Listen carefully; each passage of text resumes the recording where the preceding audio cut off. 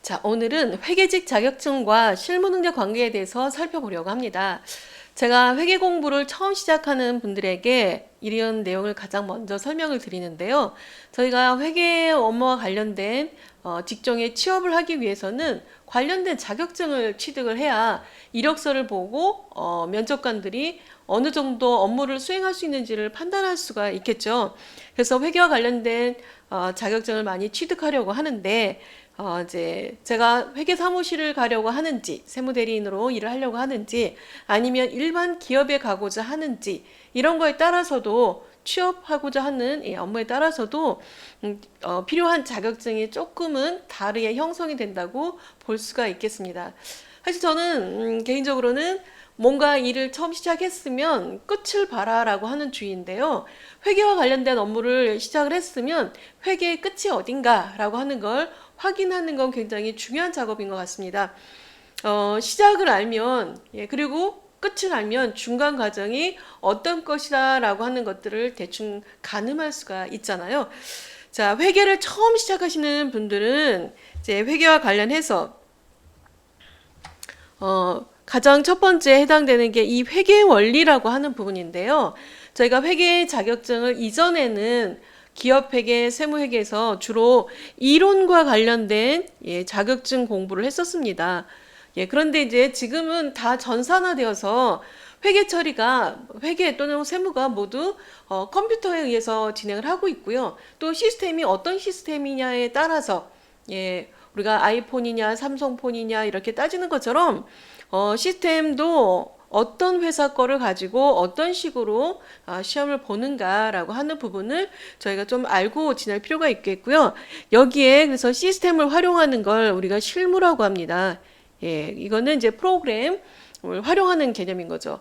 그래서 이론과 실무를 같이 시험을 보는 이런 회계직 자격증이 이제 여러 종류가 있는데, 일단 기본적으로 쉽게 적용할 수 있는 회사 내부적인 기본적인 회계와 관련된 부분에 대해서 전산 세무회계 자격증이 있고요. 그다음에 AT와 관련된 자격증이 있고, 그리고 전산회계 운용사라고 하는 자격증이 있습니다. 전산 세무회계는 K랩이라고 하는 프로그램을 가지고 운영을 하고 있고요. 이건 한국세무사회에서 주관을 하고 있습니다. AT 자격증은 이거는 더존 스마트A 프로그램을 가지고 진행을 하고 있고요.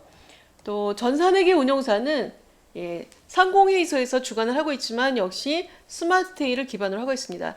AT는 공인회계사회.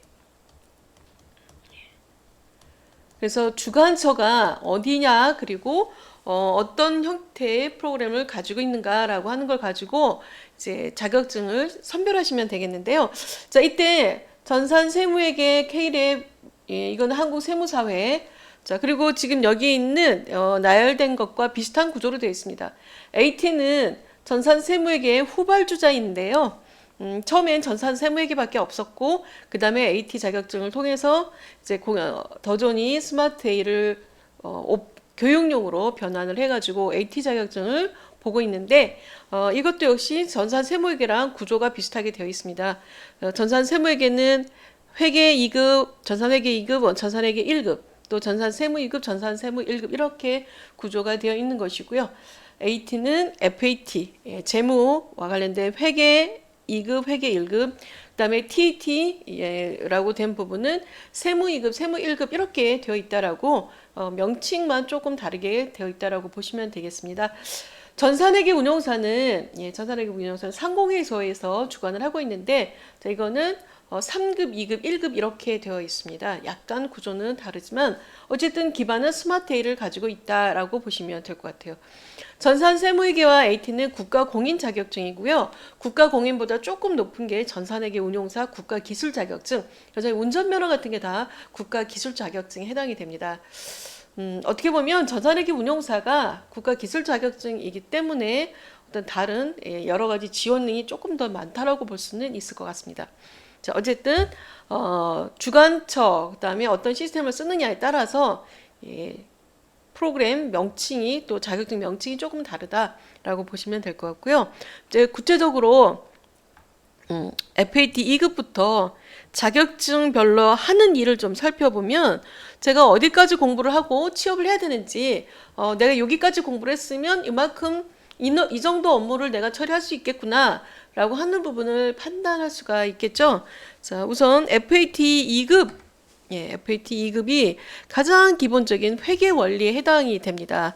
자, 회계 원리에 해당이 되기 때문에 어떤 업종을 여러 가지 형태를 갈 수가 없습니다. 그래서 도소매업, 그러니까 상품을 남들이 다 만들어 놓은 상품을 매입해서 그 다음에 상품을 판매하는 도매업은 사다가 파는 것 중에 제조업으로부터 구매해서 다른 소매업이나 다른 도매업자에게 판매할 때 도매업, 그다음에 소매업은 최종 소비자에게 공급이 될 때 소매업 이렇죠.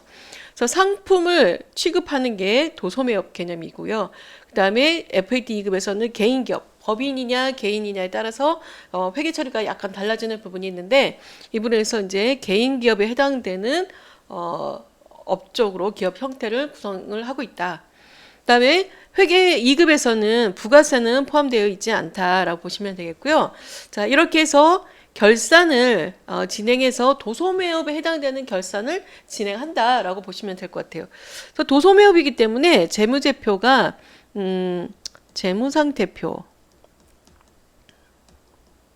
그리고 손익계산서 요 두 개가 기본이다라고 보시면 될 것 같아요. 자, 그럼 이제 회계 원리가 아주 기본적인 개념에 해당되는 걸 이론으로도 공부를 하고 이 부분을 실무 쪽 시스템을 통해서도 요 범위에 해당되는 만큼만 이제 진행이 된다라고 보시면 될 것 같아요. 저희가 영어 공부를 하더라도 ABCD부터 알아야 단어를 하고 뭐 전치사 이런 거 해서 문장을 완성하고 하잖아요. 그러니까 FAT 2급은 회계를 시작할 때 가장 기본적인 개념이다라고 보시면 될 것 같아요. 가장 첫 번째 개념이다라고 보시면 될 것 같아요. 자, 다음으로 FAT 1급. FAT 1급은 이제 회계 원리 수준이긴 한데 재무회계라고 하죠. 자, 그다음에 이제 도소매업에 해당되는 건 똑같습니다. 그리고 이제 기업 형태는 개인에서 법인으로 이제 들어가고요.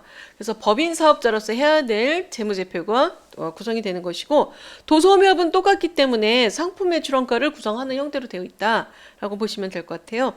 자, 그리고 이제 FAT 1급에서부터 전자세금계산서를 발행하고 그다음에 도소매업에 해당되는 부가가치세 신고를 할 수 있는 정도의 부가세 범위가 들어간다라고 보면 되겠고요.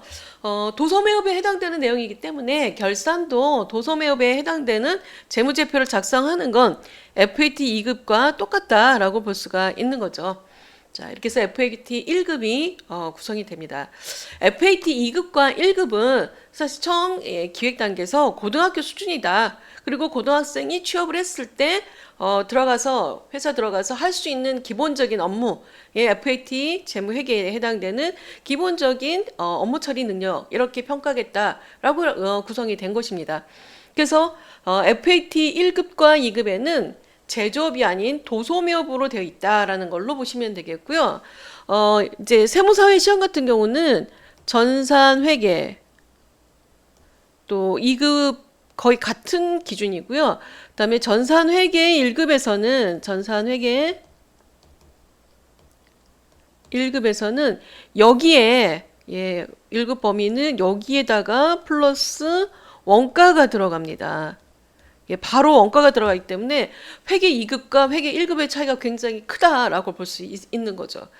그리고 이제 전자세금계산서 발행과 도소매업에 해당되는 기준이 아니라 원가가 들어가니까 공장에 있다라고 보는 거죠. 공장. 그래서 원가와 관련된 비용에 대해서 들어가지고 그래서 저희가 개정 과목이 800번대, 500번대 이렇게 800번대를 판매비와 관리비로 구성을 하고 있는데 시스템에서 그런데 이제 500번대 제조 원가 성격인데요. 전산회계 1급부터 바로 원가에 해당되는 500번대 경비를 쓰도록 하고 있습니다. 그리고 부가세와 관련된 범위가 도소매업만 있는 게 아니라 모든 업종에서 쓰이는 모든 유형을 다 취급하도록 하고 있는 거죠. 그래서 전산회계 2급에서 1급 넘어가는 건 굉장히 난이도가 팍 뛰어서 넘어간다라고 볼 수가 있는 거죠. 그래서 회계 1급이 굉장히 어렵게 느껴질 수가 있습니다. 자, 반면에 FAT 2급에서 1급 넘어가는 건 그래도 좀 완만하죠. 예, 똑같은 도소매업이고 여기에 부가세, 도소매업에 해당되는 기본적인 것. 그리고 업무에 들어가면 바로 일반 기업은 전자세금계산서를 발행하도록 하고 있기 때문에 세금계산서를 전자로 발행하는 것 정도는 기본적으로 어떤 회사를 들어가든 또는 정말 어려운 시스템을 갖고 있지 않은 이러한 개인 규모의 기업들도 전자세금계산서를 발행을 하기 때문에 이런 형태의 전자세금계산서를 발행하는 정도의 범위는 알고 있어야 가서 바로 업무 처리를 할 수 있다라고 되어 있다라는 것이죠. 자, 그리고 이제 FAT와 전산회계 차이는 전산회계는 주로 이론적인 형태의 문항으로 되어 있고요. 그다음에 AT 시험은 주로 증빙 서류를 놓고, 그러니까 실제로 기업에 나가면 증빙 서류를 보면서 이 증빙 서류에 대해서 판단하고 회계처를 어떻게 해야 될 건가, 이 서류는 부가세 처리해야 되는가, 적격 증빙에 대한 걸 처리해야 되는가, 어음에 대한 어음 관리를 해야 되는가, 여러 가지 판단을 해야 될 게 굉장히 많은데 그런 판단에 해당되는 걸 증빙 서류를 놓고 보고 처리를 하도록 하고 있기 때문에 AT 시험이 훨씬 더 실무적이다라고 볼 수가 있습니다. 자, 다음에 이제 TAT 2급.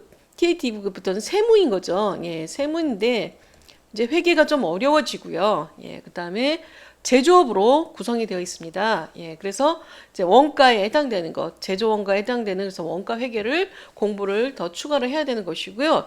그다음에 법인이 이제 FAT 1급부터 똑같이 법인으로 되어 있다. 법인 기업의 차이는 법인과 개인의 차이는 개인 기업은 자본금이 하나로 되어 있고요. 하나의 자본금, 대표자가 돈을 내놓고 가지고 가고 인출금, 그래서 마지막에 이익 계산해가지고 나오는 자본금 구조 하나. 그런데 법인은 다른 사람으로부터 투자를 받아서 법인을 유지를 하고 있기 때문에 자본금이 투자받은 자본금, 예, 여기다가 또 자본금에 해당되는 이익잉여금, 예, 또는 뭐 기타 포괄손익누계, 그다음에 자본조정, 자본잉여금 이런 형태의 법인으로서의 잉여금에 대한 부분이 조금 더 세분화되는 자본금 구조를 갖고 있다. 이렇게 보시면 될 것 같아요. 그래서 자본금 구조가 다르고, 그다음에 재무제표들 중에서는 잉여금 원가명세서, 그리고 잉여금 처분계산서, 이익잉여금 처분계산서, 예, 또는 결손금 처리계산서 이런 부분들이 재무제표에 더 들어간다라고 보시면 되겠고요. 부가세 범위에서는 전자세금계산서를 발행한 거에 대해서 수정 발행하거나 또는 업종별로 음식점은 또는 부동산 임대업은, 예, 또는 이렇게 업종별로 다양하게 추가로 들어가는 부적 서류들을 작성하고 신고하는, 예, 이런 형태로 해서 부가세에 대해서 정말 제대로 알고자 한다면 TAT 2급을 공부하시는 게 필요하다라고 볼 수 있을 것 같아요. 그다음에 이제 원천징수가 추가로 들어가는데 일용직, 상용직에 대한 근로소득 원천징수에서 연말정산까지가 포함이 되어 있다라고 보시면 될 것 같아요. 자, TAT 1급은 뭐 마지막 단계인 거죠. 예, 다 포함시키고 부가세는, 예, 수정 신고를 해서 뭐 기한후 신고나 또는 예정 신고 누락뿐이나 이렇게 해서 가산세를 계산하는 부분에 대한 게 더 추가로 들어가고요. 그다음에 원천징수 부분은 원천징수 전체, 근로퇴직, 사업, 이자, 배당, 기타 소득에 대한 원천징수 전체에 대해서 다 포함을 시키고 있고, 여기다가 이제 가장 중요한 법인 세무 조정을 통해서 법인세 신고에 대한 부분을 처리할 수 있도록 되어 있다라고 보시면 될 것 같아요.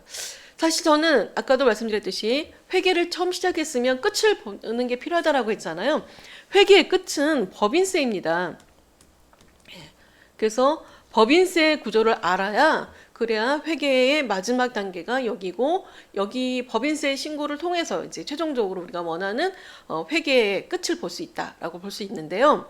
예를 들어서, 예, 접대비를 한번 생각을 해보면, 자, 접대비 그냥 말만 들어도 아, 누군가에게 뭔가 밥 사줬나 보다 이렇게 상상할 수 있죠. 예. 자, 예를 들어서 제가 접대비 거래처에다가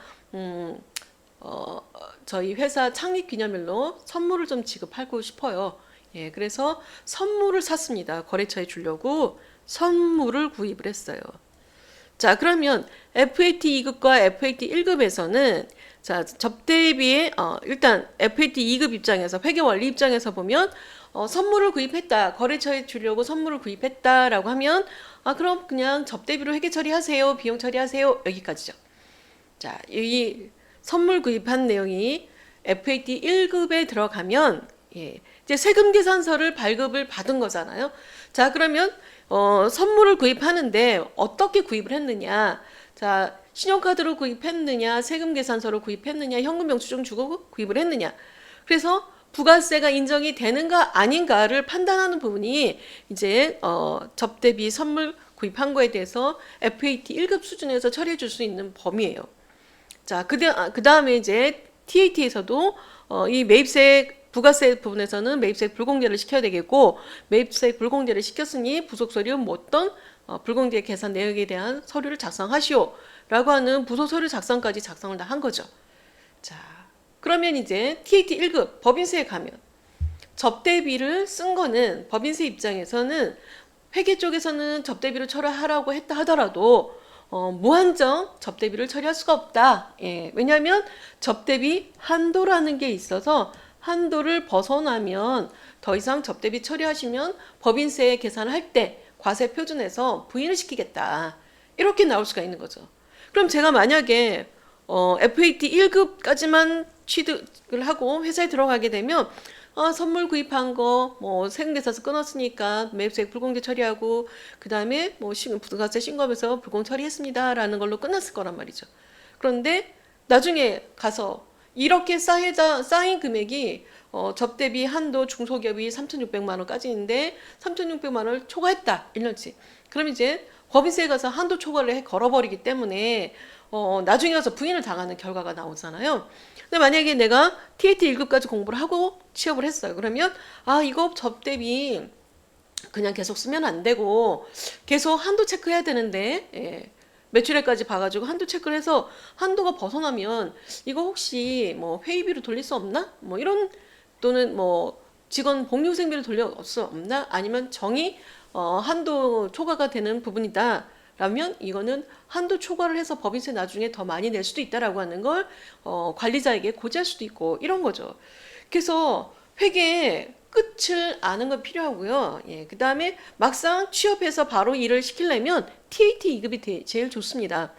법인세는 1년에 한 번 신고를 한다라고 하지만 TAT 2급까지 공부를 하시면 원천세 보고 매달 또는 6개월에 한 번씩 계속 들어가 줘야 되고, 회사는 연말정산 무조건 해야 되고요. 중도 퇴사자도 연말정산 해야 되고, 또 부가세와 관련해서 전자세금 등에서 발행할 수도 있지만 잘못되면 수정 발행할 수도 있거든요. 자, 이런 형태들에 대해서 부가세와 원천세에 대한 부분을 기본적으로 처리할 수 있는 능력이 되기 때문에 회계와 관련된 취업을 하시고자 한다라고 하면 TAT 2급 정도는 취득을 하고 들어가시는 게 필요하겠다.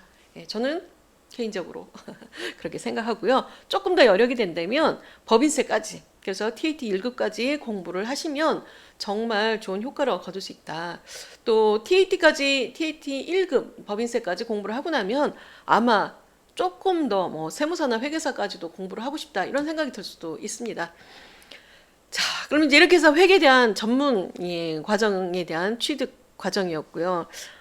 세무 대리인으로 취업을 하시려면 일단 TAT 2급까지는 갖고 계시는 게, 전산세무 2급이나 TAT 2급을 갖고 있는 게 세무 대리인으로 일할 수 있는 기본적인 역량이다라고 볼 수 있는 거고요.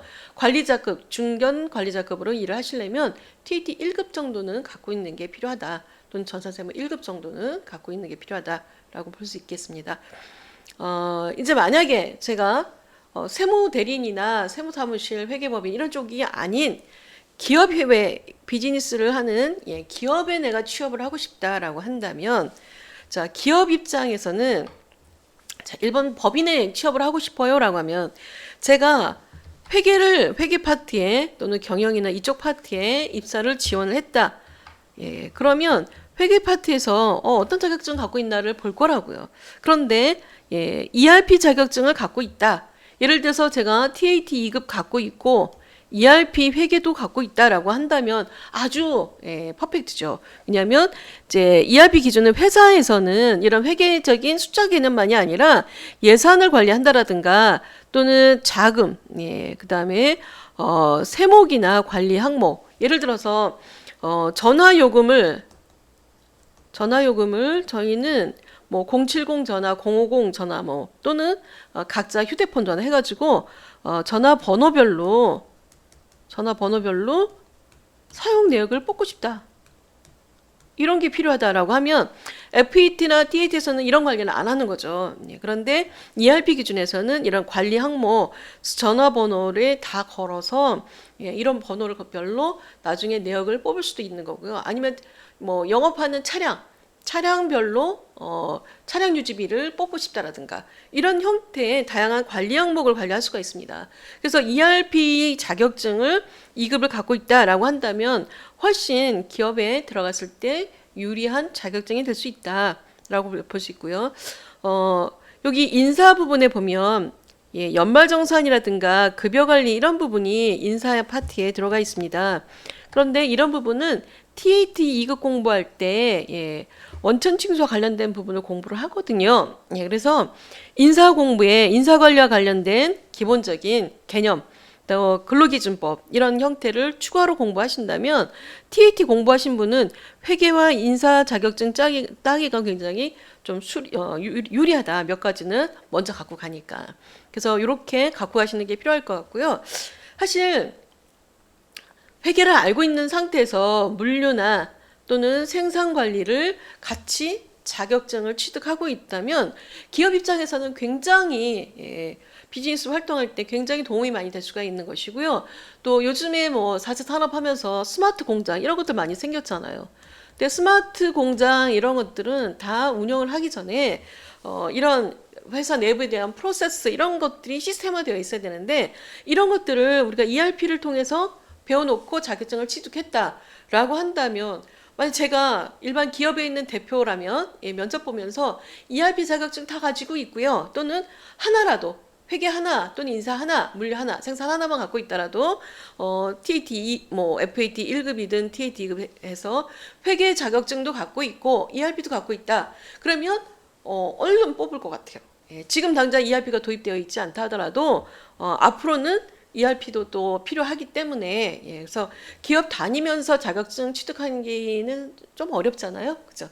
그러니까 공부하시면서 준비하실 때 회계와 관련된 기업으로 취업을 하고 싶다라고 한다면 AT 자격증 또는 전산 회계 자격증 또는 전산 세무 자격증 이렇게 세무와 회계와 관련된 자격증도 취득 필요하겠지만 ERP 자격증까지 해서 기업에서 언제 또 제가 기업에 들어갈지 알 수는 없는 거잖아요. ERP도 한국생산성본부에서 운영을 하고 있고 1급, 2급 이렇게 되어 있는데 1급, 2급만 따도 사실은 ERP 운영되는 기본적인 프로세스를 이해할 수 있기 때문에 충분히 취업하는 데 도움을 받을 수가 있습니다. 어떤 분이 뭐 ERP 자격증 4개 땄다면 월급이 얼마나 올라요? 이렇게 물어보시는 분이 있는데요. 월급이 얼마를 오른다라고 말을 하기보다는 내 업무 능력이 이만큼 높다라고 하는 걸 보여줄 수 있는 형태이다라고 자신 있게 제시할 수 있는 자격증이 또 ERP 자격증일 수도 있습니다. 자, 그래서 오늘은 회계직 자격증 그리고 실무 능력에 대해서 살펴봤습니다. 자, 이제 저는 자격증에 대한 내용도 또 한번 같이 공부를 해보고자 합니다. 수고하셨습니다. 감사합니다.